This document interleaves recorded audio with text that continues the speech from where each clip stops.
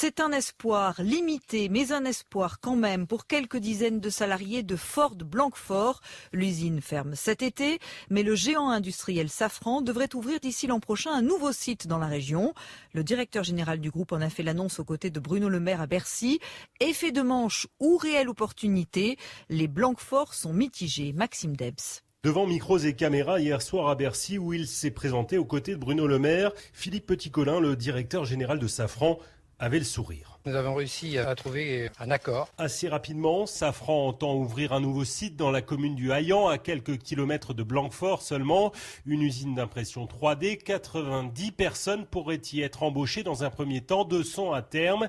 Il est des pires moments à vivre pour un ministre de l'économie. Vous savez que je me bats pour chaque emploi industriel, ceux qui sont menacés de disparition, mais aussi ceux que nous pouvons créer en France. Et donc c'est une excellente nouvelle. Bruno Le Maire d'autant plus ravi que dans l'accord trouvé figure un engagement pris avec l'État, celui de reclasser 30 à 50 salariés licenciés de Ford Blanquefort.